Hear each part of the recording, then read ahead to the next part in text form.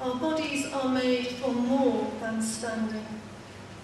Perhaps most particularly at a time when we can feel boxed in, constricted, unable to move, stoical standing will not suffice. We need also, my sisters and brothers, to dance. Dance is possible in the smallest space. Anyone's living room, a hermit or prison cell, the meanest sanctuary. We can do it alone, for the sheer joy of it, or better with others, with strangers as well as with friends and lovers, even with opponents. You don't have to agree anything with anyone to dance with them, for goodness sake. All you have to do is be willing to be in the same space together, to risk shared bodily presence, and let those bodies move together. Donald Eady, whom some of you will know in the Methodist Church in particular, in his wonderful book Rain in Winter, reminds us that we need parties for the creation and sustenance of both community and hope, and that the best parties don't happen in palaces or the corridors of power, but on the streets, under motorways, and around the makeshift altars that human beings are always making whenever food and drink is shared. And just occasionally, let's say it, in churches. And aren't parties one of the places where we do routinely stand around, eating, drinking, and chatting, with absolutely no intention of going anywhere at all? And we dance, shaking it all about, jiggling our bits, looking as strange or as gorgeous as we may. We dance to express joy or to make it.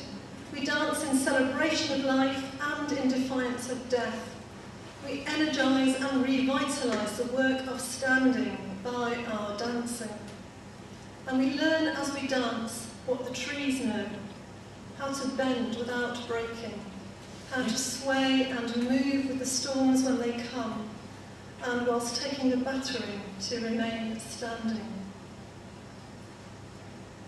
And there's another thing.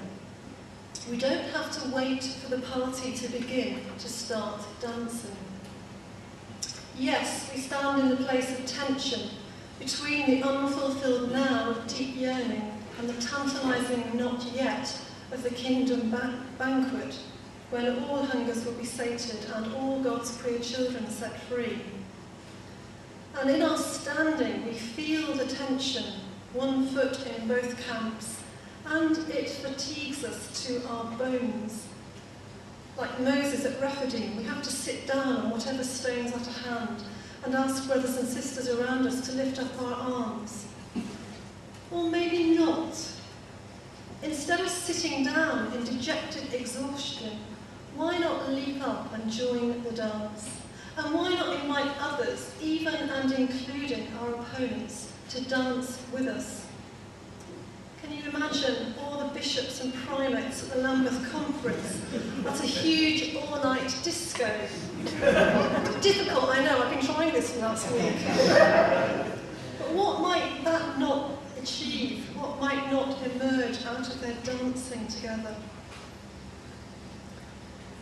We don't have to wait for the party to begin to start dancing. Just do it.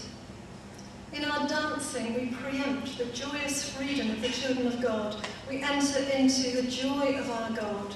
We give our yes to the party invitation that Christ ushers to all who are childlike and eager enough simply to want to party. When others might expect us to give up and go home, we are those who are deciding not only to keep standing, but to start dancing.